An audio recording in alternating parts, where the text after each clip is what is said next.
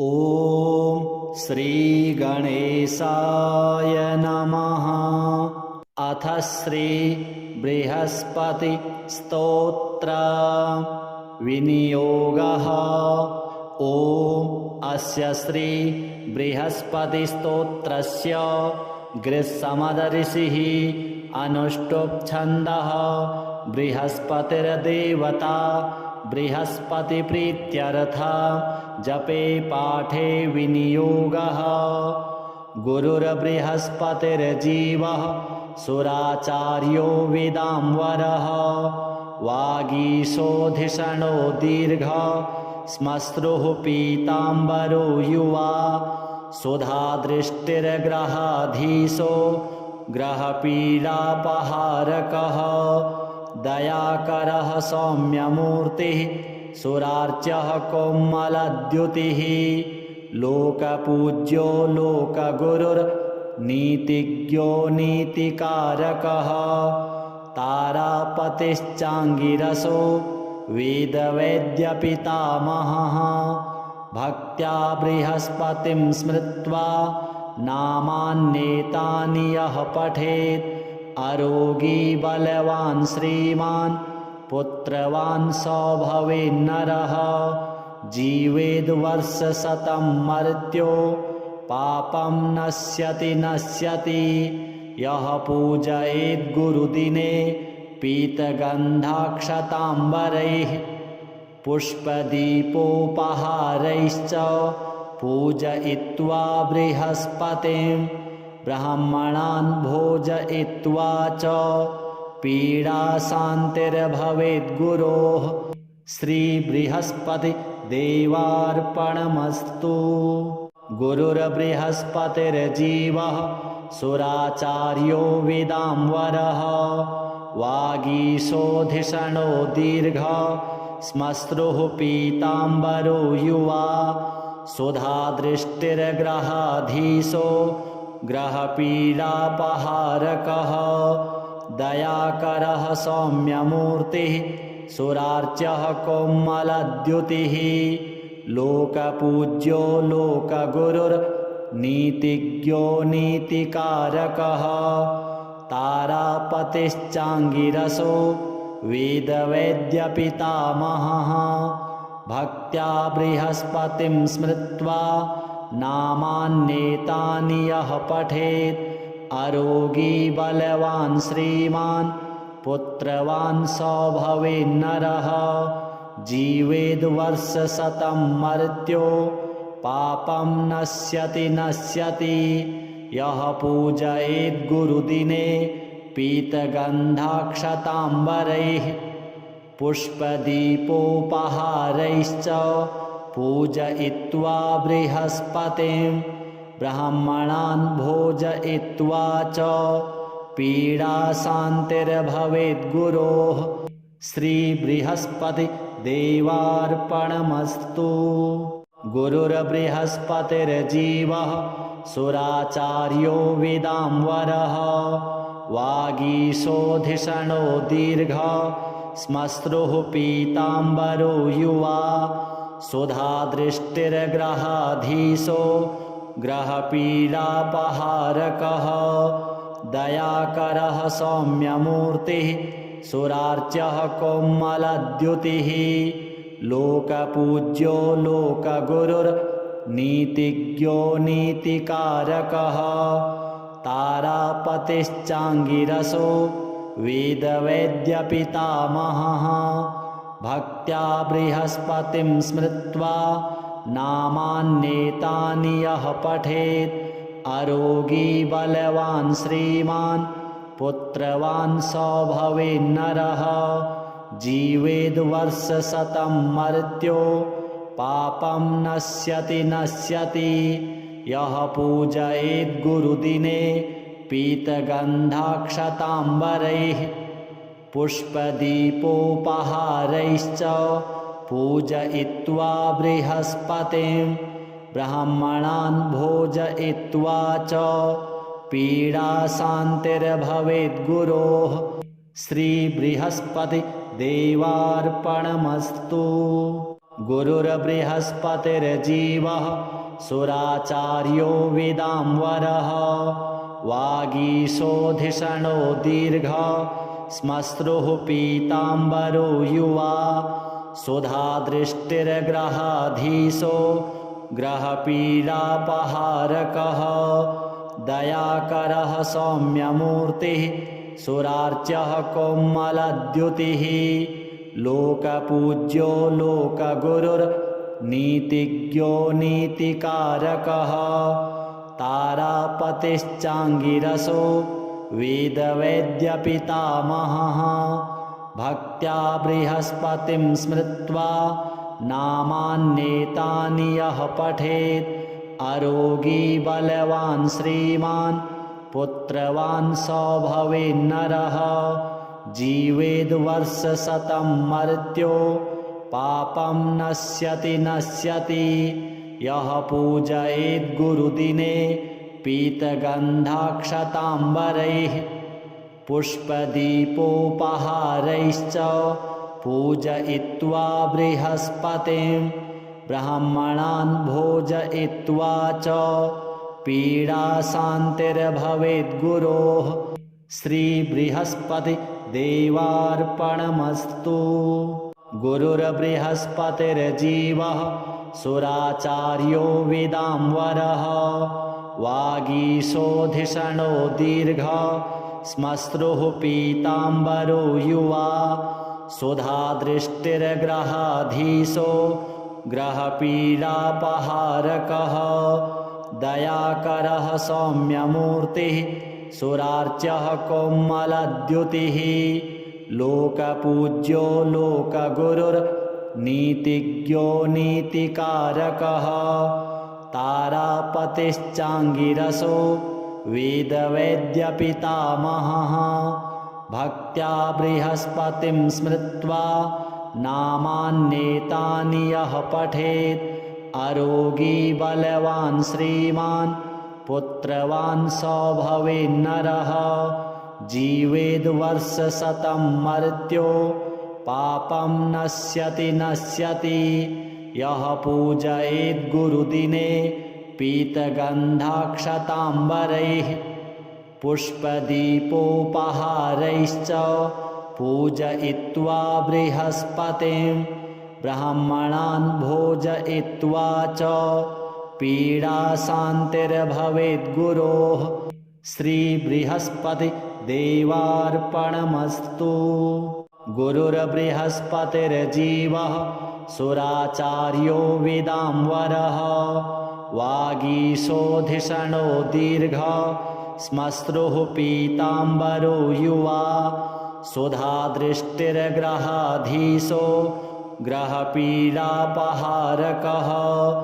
दयाकरः सौम्यमूर्तिः सुरार्च्यः कोमलद्युतिः लोकपूज्यो लोकगुरुर्नीतिज्ञो नीतिकारकः तारापतिश्चाङ्गिरसो वेदवेद्यपितामहः भक्त्या बृहस्पतिं स्मृत्वा नामान्येतानि यः पठेत् आरोगी बलवान् श्रीमान् पुत्रवान् स भवेन्नरः जीवेद्वर्षशतं मर्त्यो पापं नश्यति यः पूजयेत् गुरुदिने पीतगन्धाक्षताम्बरैः पुष्पदीपोपहारैश्च पूजयित्वा बृहस्पतिं ब्राह्मणान् भोजयित्वा च पीडाशान्तिर्भवेत् गुरोः श्रीबृहस्पतिदेवार्पणमस्तु।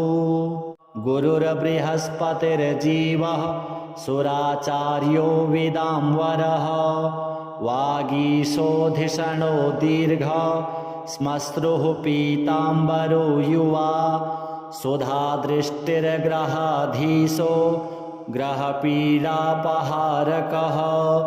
दयाकरः सौम्यमूर्तिः सुरार्च्यः कोमलद्युतिः लोकपूज्यो लोकगुरुर्नीतिज्ञो नीतिकारकः तारापतिश्चाङ्गिरसो वेदवैद्यपितामहः भक्त्या बृहस्पतिं स्मृत्वा नामान्येतानि यः पठेत् आरोगी बलवान् श्रीमान् पुत्रवान् स भवेन्नरः जीवेद्वर्षशतं मर्त्यो पापं नश्यति नश्यति यः पूजयेत् गुरुदिने पीतगन्धाक्षताम्बरैः पुष्पदीपोपहारैश्च पूजयित्वा बृहस्पतिं ब्राह्मणान् भोजयित्वा च पीडाशान्तिर्भवेद्गुरोः श्रीबृहस्पतिदेवार्पणमस्तु। गुरुर्बृहस्पतिर्जीवः सुराचार्यो विदाम्बरः वागीशोधिषणो दीर्घः श्मश्रुः पीताम्बरो युवा सुधादृष्टिर्ग्रहाधीशो ग्रहपीडापहारकः दयाकरः सौम्यमूर्तिः सुरार्च्यः कोमलद्युतिः लोकपूज्यो लोकगुरुर्नीतिज्ञो नीतिकारकः तारापतिश्चाङ्गिरसो वेदवैद्यपितामहः भक्त्या बृहस्पतिं स्मृत्वा नामान्येतानि यः पठेत् आरोगी बलवान् श्रीमान् पुत्रवान् स भवेन्नरः जीवेद्वर्षशतं मर्त्यो पापं नश्यति नश्यति यः पूजयेत् गुरुदिने पीतगन्धाक्षताम्बरैः पुष्पदीपोपहारैश्च पूजयित्वा बृहस्पतिं ब्राह्मणान् भोजयित्वा च पीडाशान्तिर्भवेद्गुरोः श्रीबृहस्पतिदेवार्पणमस्तु। गुरुर्बृहस्पतिर्जीवः सुराचार्यो विदाम्बरः वागीशोधिषणो दीर्घः श्मश्रुः पीताम्बरो युवा सुधादृष्टिर्ग्रहाधीशो ग्रहपीडापहारकः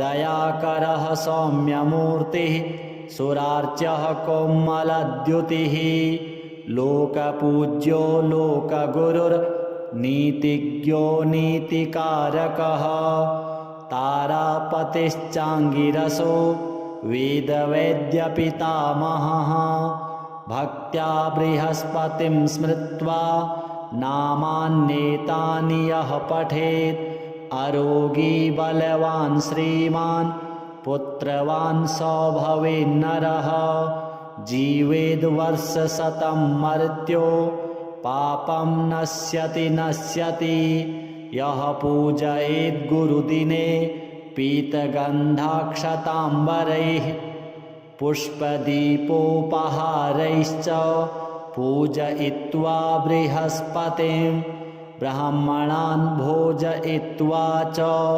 पीडाशान्तिर्भवेद्गुरोः श्रीबृहस्पतिदेवार्पणमस्तु। गुरुर्बृहस्पतिर्जीवः सुराचार्यो विदाम्बरः वागीशोधिषणो दीर्घः श्मश्रुः पीताम्बरो युवा सुधादृष्टिर्ग्रहाधीशो ग्रहपीडापहारकः दयाकरः सौम्यमूर्तिः सुरार्च्यः कोमलद्युतिः लोकपूज्यो लोकगुरुर्नीतिज्ञो नीतिकारकः तारापतिश्चाङ्गिरसो वेदवैद्यपितामहः भक्त्या बृहस्पतिं स्मृत्वा नामान्येतानि यः पठेत् आरोगी बलवान् श्रीमान् पुत्रवान् स भवेन्नरः जीवेद्वर्षशतं मर्त्यो पापं नश्यति नश्यति यः पूजयेत् गुरुदिने पीतगन्धाक्षताम्बरैः पुष्पदीपोपहारैश्च पूजयित्वा बृहस्पतिं ब्राह्मणान् भोजयित्वा च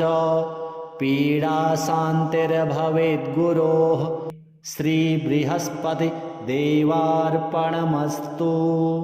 गुरुर्बृहस्पतिर्जीवः सुराचार्यो विदाम्बरः वागीशोधिषणो दीर्घः श्मश्रुः पीताम्बरो युवा सुधादृष्टिर्ग्रहाधीशो ग्रहपीडापहारकः दयाकरः सौम्यमूर्तिः सुरार्च्यः कोमलद्युतिः लोकपूज्यो लोकगुरुर्नीतिज्ञो नीतिकारकः तारापतिश्चाङ्गिरसो वेदवेद्यपितामहः भक्त्या बृहस्पतिं स्मृत्वा नामान्येतानि यः पठेत् आरोगी बलवान् श्रीमान् पुत्रवान् स भवेन्नरः जीवेद्वर्षशतं मर्त्यो पापं नश्यति यः पूजयेद्गुरुदिने पीतगन्धाक्षताम्बरैः पुष्पदीपोपहारैश्च पूजयित्वा बृहस्पतिं ब्राह्मणान् भोजयित्वा च पीडाशान्तिर्भवेद्गुरोः श्रीबृहस्पतिदेवार्पणमस्तु। गुरुर्बृहस्पतिर्जीवः सुराचार्यो विदाम्बरः वागीशोधिषणो दीर्घः श्मश्रुः पीताम्बरो युवा सुधादृष्टिर्ग्रहाधीशो ग्रहपीडापहारकः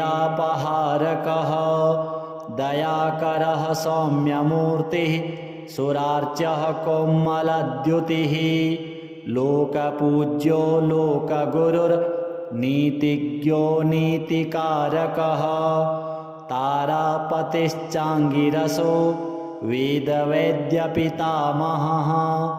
भक्त्या बृहस्पतिं स्मृत्वा नामान्येतानि यः पठेत् आरोगी बलवान् श्रीमान् पुत्रवान् स भवेन्नरः जीवेद्वर्षशतं मर्त्यो पापं नश्यति यः पूजयेद्गुरुदिने पीतगन्धाक्षताम्बरैः पुष्पदीपोपहारैश्च पूजयित्वा बृहस्पतिं ब्राह्मणान् भोजयित्वा च पीडाशान्तिर्भवेद्गुरोः श्रीबृहस्पतिदेवार्पणमस्तु।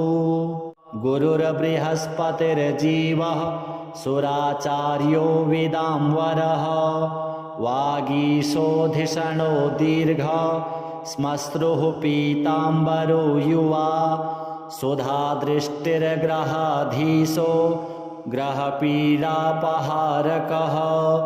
दयाकरः सौम्यमूर्तिः सुरार्च्यः कोमलद्युतिः लोकपूज्यो लोकगुरुर्नीतिज्ञो नीतिकारकः तारापतिश्चाङ्गिरसो वेदवेद्यपितामहः भक्त्या बृहस्पतिं स्मृत्वा नामान्येतानि यः पठेत् आरोगी बलवान् श्रीमान् पुत्रवान् स भवेन्नरः जीवेद्वर्षशतं मर्त्यो पापं नश्यति यः पूजयेद्गुरुदिने पीतगन्धाक्षताम्बरैः पुष्पदीपोपहारैश्च पूजयित्वा बृहस्पतिं ब्राह्मणान् भोजयित्वा च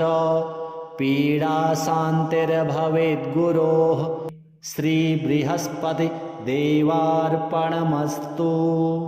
गुरुर्बृहस्पतिर्जीवः सुराचार्यो विदाम्बरः वागीशोधिषणो दीर्घः श्मश्रुः पीताम्बरो युवा सुधादृष्टिर्ग्रहाधीशो ग्रहपीडापहारकः दयाकरः सौम्यमूर्तिः सुरार्च्यः कोमलद्युतिः लोकपूज्यो लोकगुरुर्नीतिज्ञो नीतिकारकः तारापतिश्चाङ्गिरसो वेदवेद्यपितामहः भक्त्या बृहस्पतिं स्मृत्वा नामान्येतानि यः पठेत् अरोगी बलवान् श्रीमान् पुत्रवान् स भवेन्नरः जीवेद्वर्षशतं मर्त्यो पापं नश्यति नश्यति यः पूजयेत् गुरुदिने पीतगन्धाक्षताम्बरैः पुष्पदीपोपहारैश्च पूजयित्वा बृहस्पतिं ब्राह्मणान् भोजयित्वा च पीडाशान्तिर्भवेत् गुरोः श्रीबृहस्पतिदेवार्पणमस्तु। गुरुर्बृहस्पतिर्जीवः सुराचार्यो विदाम्बरः वागीशोधिषणो दीर्घः श्मश्रुः पीताम्बरो युवा सुधादृष्टिर्ग्रहाधीशो ग्रहपीडापहारकः दयाकरः सौम्यमूर्तिः सुरार्च्यः कोमलद्युतिः लोकपूज्यो लोकगुरुर्नीतिज्ञो नीतिकारकः तारापतिश्चाङ्गिरसो वेदवेद्यपितामहः भक्त्या बृहस्पतिं स्मृत्वा नामान्येतानि यः पठेत् अरोगी बलवान् श्रीमान् पुत्रवान् स भवेन्नरः जीवेद्वर्षशतं मर्त्यो पापं नश्यति नश्यति यः पूजयेत् गुरुदिने पीतगन्धाक्षताम्बरैः पुष्पदीपोपहारैश्च पूजयित्वा बृहस्पतिं ब्राह्मणान् भोजयित्वा च पीडाशान्तिर्भवेत् गुरोः श्रीबृहस्पतिदेवार्पणमस्तु। गुरुर्बृहस्पतिर्जीवः सुराचार्यो विदाम्बरः वागीशोधिषणो दीर्घः श्मश्रुः पीताम्बरो युवा सुधादृष्टिर्ग्रहाधीशो ग्रहपीडापहारकः दयाकरः सौम्यमूर्तिः सुरार्च्यः कोमलद्युतिः लोकपूज्यो लोकगुरुर्नीतिज्ञो नीतिकारकः तारापतिश्चाङ्गिरसो वेदवेद्यपितामहः भक्त्या बृहस्पतिं स्मृत्वा नामान्येतानि यः पठेत् अरोगी बलवान् श्रीमान् पुत्रवान् स भवेन्नरः जीवेद्वर्षशतं मर्त्यो पापं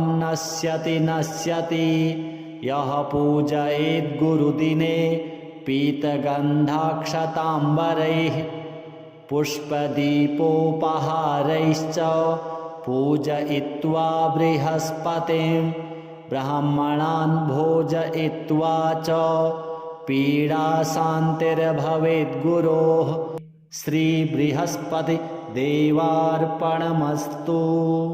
गुरुर्बृहस्पतिर्जीवः सुराचार्यो विदाम्बरः वागीशोधिषणो दीर्घः श्मश्रुः पीताम्बरो युवा सुधादृष्टिर्ग्रहाधीशो ग्रहपीडापहारकः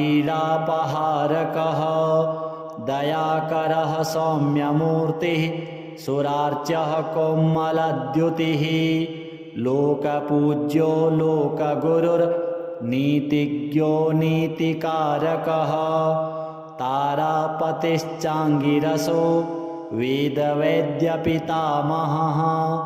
भक्त्या बृहस्पतिं स्मृत्वा नामान्येतानि यः पठेत् अरोगी बलवान् श्रीमान् पुत्रवान् स भवेन्नरः जीवेद्वर्षशतं मर्त्यो पापं नश्यति नश्यति यः पूजयेत् गुरुदिने पीतगन्धाक्षताम्बरैः पुष्पदीपोपहारैश्च पूजयित्वा बृहस्पतिं ब्राह्मणान् भोजयित्वा च पीडाशान्तिर्भवेत् गुरोः श्रीबृहस्पति देवार्पणमस्तु।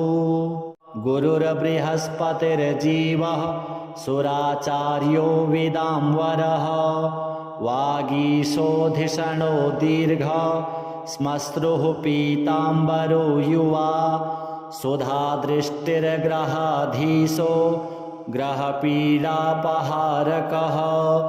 दयाकरः सौम्यमूर्तिः सुरार्च्यः कोमलद्युतिः लोकपूज्यो लोकगुरुर्नीतिज्ञो नीतिकारकः तारापतिश्चाङ्गिरसो वेदवेद्यपितामहः भक्त्या बृहस्पतिं स्मृत्वा नामान्येतानि यः पठेत् अरोगी बलवान् श्रीमान् पुत्रवान् स भवेन्नरः जीवेद्वर्षशतं मर्त्यो पापं नश्यति नश्यति यः पूजयेत् गुरुदिने पीतगन्धाक्षताम्बरैः पुष्पदीपोपहारैश्च पूजयित्वा बृहस्पतिं ब्राह्मणान् भोजयित्वा च पीडाशान्तिर्भवेत् गुरोः श्रीबृहस्पति देवार्पणमस्तु। गुरुर्बृहस्पतिर्जीवः सुराचार्यो विदाम्बरः वागीशोधिषणो दीर्घः श्मश्रुः पीताम्बरो युवा सुधादृष्टिर्ग्रहाधीशो ग्रहपीडापहारकः दयाकरः सौम्यमूर्तिः सुरार्च्यः कोमलद्युतिः लोकपूज्यो लोकगुरुर्नीतिज्ञो नीतिकारकः तारापतिश्चाङ्गिरसो वेदवेद्यपितामहः भक्त्या बृहस्पतिं स्मृत्वा नामान्येतानि यः पठेत् अरोगी बलवान् श्रीमान् पुत्रवान् स भवेन्नरः जीवेद्वर्षशतं मर्त्यो पापं नश्यति नश्यति यः पूजयेत् गुरुदिने पीतगन्धाक्षताम्बरैः पुष्पदीपोपहारैश्च पूजयित्वा बृहस्पतिं ब्राह्मणान् भोजयित्वा च पीडाशान्तिर्भवेत् गुरोः श्रीबृहस्पति देवार्पणमस्तु। गुरुर्बृहस्पतिर्जीवः सुराचार्यो विदाम्बरः वागीशोधिषणो दीर्घः श्मश्रुः पीताम्बरो युवा सुधादृष्टिर्ग्रहाधीशो ग्रहपीडापहारकः दयाकरः सौम्यमूर्तिः सुरार्च्यः कोमलद्युतिः लोकपूज्यो लोकगुरुर्नीतिज्ञो नीतिकारकः तारापतिश्चाङ्गिरसो वेदवेद्यपितामहः